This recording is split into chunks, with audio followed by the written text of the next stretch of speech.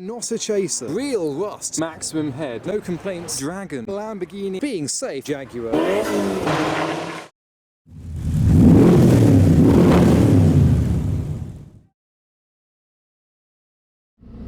Hi, I'm Adam C and welcome to my MGB and today's adventure, which involves Caffeine and Machine. So the Secret Society Car Club were going to have a meet at Clarkson's farm, but they weren't allowed to in the end due to complicated reasons, so they hosted kind of down the road at Caffeine Machine that we've been to a couple of times before. It's a wonderful location for all car enthusiasts. It's like essentially a club for cars. There's food and drink, and throughout the whole day there'll be cars visiting, coming and going, and I'm going to be there throughout most of that time. So I'm going to see cars arriving, cars going away, and a lot of switcherooing. So I will probably catch up with you when I'm there because we've got some traffic in front of us. It's not a very exciting road, so I'll see you in a bit. So I managed to get away from the slow traffic. It seems no one around here knows how to drive at the speed limit. They always do about 50% under, just to be safe. So, talking of being safe, I need to look out for the entrance of Caffeine Machine because it's kind of around this corner, I believe. Alright, let's see what spot I can get for the day's parking. So I have been positioned right at the front of Caffeine Machine, quite a picturesque location just next to a Mini, and cars are already rolling in, and there are many cars to look at already too. So Jungle Skog is sat in the driver's seat. He did most of the driving down here, I just did it for camera. It's nice to be here, it's my third time here, good to look around. So we have a couple of the usual suspects from the Secret Society's meets, including the Toyota Camry. We've got the graphics up the side of it with the purple details. Next door to the Secret Society, chrome green Bmw E60. Was it more of a turquoise? It's a lovely colour. The Camry sees everything. Oh, he's short-sighted. And you'll notice next to the S3 is this MX-5 with a satin red bonnet, and on its dashboard you have an MX-5 with a satin red bonnet. That's actually the key for the car that's been shoved into a Hot Wheels toy. I do have a Matchbox MGB on my dashboard. We have the Lest We Forget Mini with the roses all the way around it and the white wheels. And next to the response vehicle we have this Nissan Gloria, which is specifically not a chaser. So remember guys, not every boosted barge is a chaser. This is a Gloria and is one of only a couple of handfuls in the country. And you may have noticed the Volkswagen XL1 parked up here as well. This was brought here for the weekend's electric meet at Caffeine Machine by Mr. JWW. And on a personal note, I really like this Ford Mondeo touring car. This is the touring car from my era. So you got the Mondeos, the Honda Accords, the Audi A4s, all that kind of stuff I absolutely adore. So it's great to see this in a bit of a livery, because we all do love a livery, don't we? And a quick hop inside to mention today's sponsor Manscaped and their new refined cologne. You'll already know that my pals and I are big fans of the Performance Package 4.0, but for a more gentlemanly burst of everyday class, Manscaped has launched their new cologne. Their signature scent, fusing a citrus burst with masculine notes, is produced in a hypoallergic, cruelty-free, dye-free and 100% vegan spray. The beautifully designed glass bottle is enough to make a statement, whether it be in the bathroom, by the sink, in your gym bag, by the piano, on a dock, or in the exhaust of 2006 Nissan 350Z convertible. So follow the link in the description to check out the refined cologne as well as the Performance Package 4.0 with everything you need to groom your most sacred jewels. And use my discount code to get 20% off your order and free international shipping. Your balls and body will thank you. And we already have a car of the day. This has just received a trophy for the pick of the day. Presumably the photographer has loved it so much that the medal has been awarded. I'm loving the rubber chickens, and we've got the Jaguar emblem on the bonnet facing the wrong way, a little bit backwards. And let me show you what these rubber chickens do. They are wide up, so on demand they speak.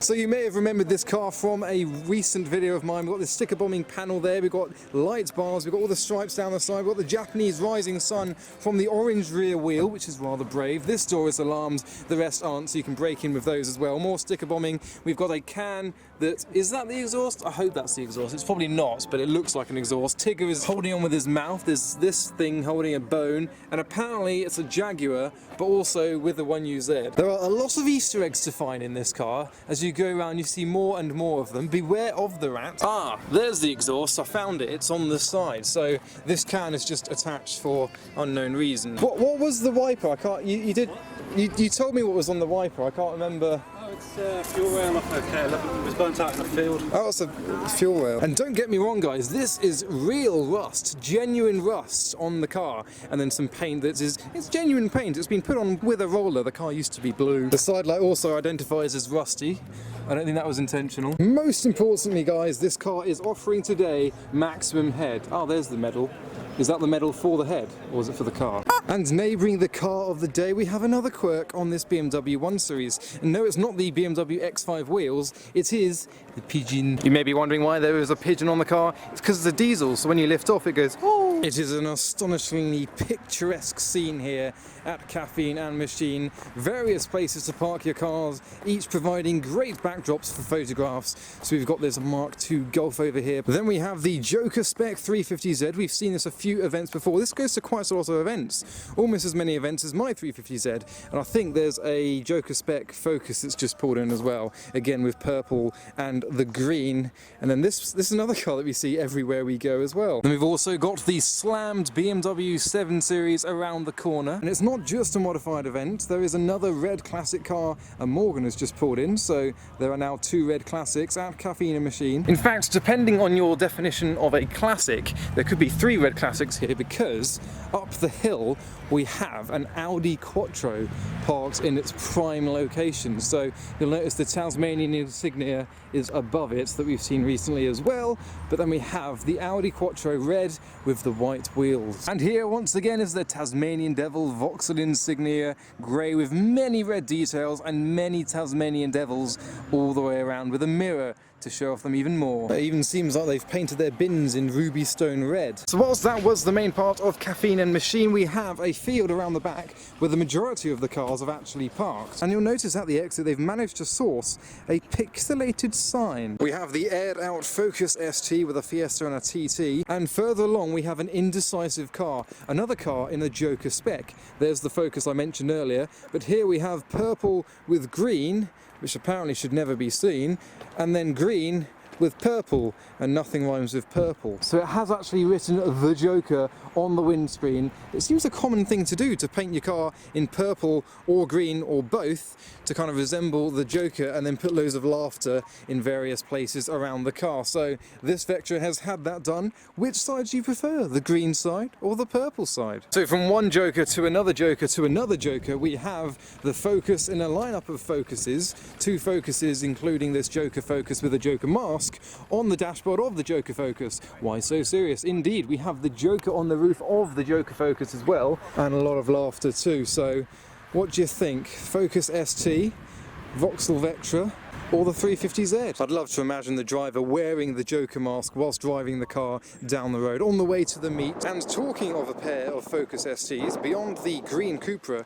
we have a pair of Ford Focus STs in Imperial Blue, both resembling the Focus RS, this one in a bit of a rally spec. I'm actually a fan of the Mark I Focus ST170. You do rarely see them. You almost see RSs more commonly than you do the STs. And this one, which I especially like, has the rally spotlights on the front. And I've just heard that Focus ST Mark II start up, presumably either to leave or to pop some flames. Now, Caffeine Machine have a kind of no revving policy, so I doubt that will last long if that does happen. We have the Subaru Justy GX called Mo with some trip hazards exhausts with a bit of an invitation. Oh, I would have got here a little bit earlier today, but I was quite sleepy, as is the Mark I MX-5. Definitely half asleep. Oh, there you go. There is Anrev.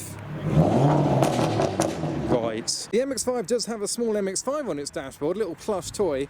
Oh, and it has a pandemic causer hanging from its rear view mirror. And further down the gravel section we've got this Honda Civic GL with its own pair of trip hazards sticking out the rear. There is absolutely no prize for guessing what car they have entered from. Actually no, there will be a prize. You've got a 1 in 3 guess. Well, probably 1 in 2, because I doubt it's the 350Z, because that's elsewhere. We next have the Green Machine, and oh, that's got a lot of blue details on it, including a set of Brave wheels, and then the Alpina B3. But I called this a Green Machine for a reason. As you look inside, there is a lot of green. So all of the seats have their green leather. We've got the green gear stick, the green handbrake, the green dashboard, the green vents, and even a green steering wheel, and green on the doors too. Obviously it's got a green exterior colour, and also a lot of green Christmas trees hanging from the rear. Actually, I'll say that, I can't see any green trees at all. So one of the afternoon's arrivals is this Rosso Corsa Ferrari 488 GTB, parking up right at the front of Caffeine Machine. Obviously I am still there with the Mini with my bonnet up, displaying what I've got. The police have arrived as well. Obviously there's no Adam C video without a police car. I'm not sure why they're here. There's been no noise, so no complaints. You just know the police officer are going to be like, hello, hello, hello. A New York Police Department Voxel Astra has appeared as well. There's also this Saxo with the French bonnet with a hand-painted dragon. And I've just spotted another new arrival beyond the Civic Coupe. We have a Lamborghini Aventador with a Voxel Astra body kit. You'll notice they've kept the Lambo doors, but everything else about it is Voxel Astra. So here's part of a lineup of Voxels, starting with the Lamborghini Astra, white with red details. We have the Insignia and another one with a massive bonnet scoop. And something else I've noticed is a MX-5 that is a little sus. Like, why would it have 4 spare tyres on the back? Why might that be? He's actually created a tyre rack on the boot of the MX-5 specifically to carry 4 spare tyres. I mean, there's being safe and then there's being very safe. It's just in case he has a blowout on the way here. And as I say, normally there is a reason why a bonnet is up on a car. On mine, obviously, it's because I've cleaned everything. On the Saxo, it's because of the French flag and the dragon. On the MX-5, it's because he has little Spoolie Boy. And whilst I'm having my liquid lunch, I'd like to point out we've missed some absolute scenes that happened earlier. Not everyone loves a white chaser. Not everyone. Since my liquid lunch, this area has filled up a little bit more. We've got the Mustang GT convertible, and then this Saab has various themes all over it. So we've got the Saab flag in the back with some little monsters. We've got Swedish colours with Swedish flags all the way around, so blue and yellow, including yellow mudguards, the yellow wheel nuts, the blue penis dust caps, and do you know what else is yellow and blue? Minions. Oh, someone's leaving in a Focus ST. So the Fiesta has its matching spec little Tykes car, and in a similar fashion by the Forester and the Focus we have a BMX with a brave set of wheels. And then further up the hill we have some chaps sitting on top of the Voxel Omega, as well as the bright yellow Volkswagen Passat Estate. The Corsa's exhaust doesn't seem to exhaust. There isn't one. Ah, maybe it's a VXR bumper on a non-VXR? But it is a car that you can do a bit of car spotting in. We've got the GTR, the Austin Healey 3000, the Mini Cooper, the Civic Type R, Subaru Impreza, Alfa Romeo Giulia Quadrifoglio, a 300ZX, a yellow 370Z, an E92 M3, a Honda Prelude, a Toyota Mister 2, an old Mercedes next to a 944, a Jaguar F-Type, a Ford's GT40 Mark IV, and an MX-5 and a Mini. And then a Lamborghini Sesto Elemento, a Honda NSX, another NSX, and a Focus RS. We got the Bentley GT3R snuck into the corner, and a Mark 1 MX-5 beside a pile-up. And we've got a lot of inspirational talk here at Caffeine Machine. A fat wallet doesn't make you special, but ITBs probably do. And I went into Caffeine Machine as well myself to use their facilities, and I noticed a board full of their thou shalt. So the Caffeine Machine rules are: thou shalt not be a not park on the verges, not arrive on foot, not attempt flashy exits, not abuse our people, not bring a picnic, not think a fat wallet makes you special, not do a burnout, not drive under the influence of anything but joy, and not sneer at other people's rides. So I'm going to have to refrain from that last one, but we're surely not sneering at the Ferrari 488, which is departing the show. So this was parked right at the front, along with my MGB, and I've just closed the sunroof because the cloud looks a bit iffy and grey and British. Ah, look, this Jaguar has a Jaguar on its bonnet to extend the fact that it is a Jaguar to all the people that are viewing it. And if you didn't see that Jaguar, it says Jaguar there, and it says Jaguar there as well, and it's apparently pretty bad to the bone. But remember guys, it is a Jaguar, and definitely is a Jaguar, as you can definitely tell by the Jaguar on the boot of the Jaguar. But it is great to see an XJ8 that has had something a little bit different done to it, and under the bonnet of said Jaguar we've got a lot of carbon fibre and LEDs lighting it up. So the heavens are opening and we have a turbo fluttering Mr. 2 making some noises on his departure. Let's see if we can hear his fluttery turbo. Not allowed to do that here. But I think we're going to have to wrap it up, and I might actually head somewhere very special with my MG after this event. So sorry Jungle Skog, I'm going to take the reins just to do something that I haven't done before with this car. So I'll probably catch up with you once I'm at this very special location. So I'm going to be leaving the meet now. We're going to be very careful and sensible and mature. I won't send it. So, Caffeine Machine. And now it is properly raining. I used to use this car in the rain all the time. It was my daily car, and now I'm kind of enjoying it in that same way. So MG is a British manufacturer, as I'm sure you'll know, and this car was built in the MG factory in Abingdon, which unfortunately is no more. But I've never brought this car to Abingdon, and funny enough, I'm actually following a new MG5. So MG actually make electric vehicles now. That is what they're all about. They're basically Chinese cars. That is where they are built. So it's funny that I am following an MG in Abingdon, but I really want to find the roots of this car. I want to find where the factory was, and apparently there's not much showing as to where it was. But there is the MG Car Club, so I'm going to go there first and then do a bit of research and see what I can find, just to round off the video, just because I've never brought this car here before, and it'd be nice to take it home to where it was in 1972. So this is the MG Car Club, and it looks closed. And the factory is just down the road from here, and there's also a bit of a homage to MG going the other way. So I shall try and find both of those things. So let's quickly nip on first and find this monument. Just over here, by the double mini roundabout, is a homage to the MG brand and a bush. This is not where the factory was, it's just down the road, but they have built this to celebrate MG. You'll notice this hexagonal shape says MG on it. That is the MG logo.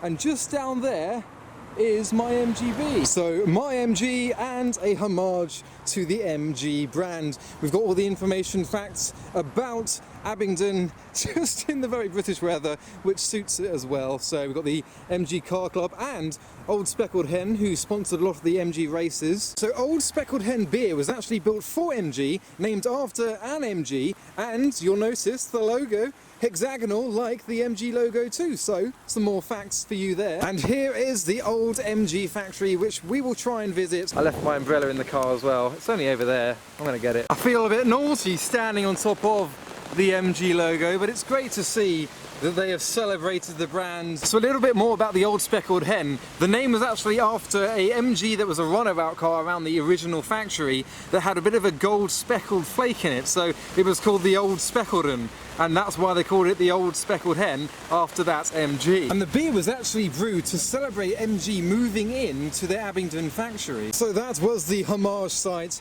and I think we should conclude the video with a visit to where the actual factory was positioned. So the MG Car Club that we visited a few minutes ago was actually just next to the old administration building for the factory for MG. So we've actually already seen some of the factory, because some of that building is still there. But the main workshop where all the MGs were built is where we're going to head now. It's an industrial area, and hopefully we can still see some of the shape of the building just to conclude the video with. It's just a little thing that I want to do. So I think I am just approaching it now. It's literally around the corner. Can I use this entrance? Yes, I can. Your destination will be on the left.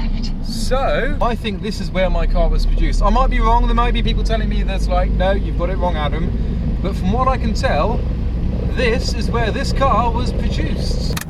So from what I can tell, I've just brought my MG back home. No, it won't be going back in there or coming back home with me, but this is its birthplace as far as I can tell. So where we were earlier, the MG Car Club is just at the other end of those bushes, and that's where the administration building was for the factory, and it was a vast site, and now it's just industrial site. So glad to see it's still kind of here. It was probably driven out of here on its first test drive. Who knows? So I'm going to conclude the video here. So that was the Secret Society's meet at Caffeine Machine with my MGB, and we finished back at Abingdon where the MGB began. So I hope you enjoyed that video. Go follow me on Instagram for all the updates and pictures of all these things that I do. But for now, thanks for watching.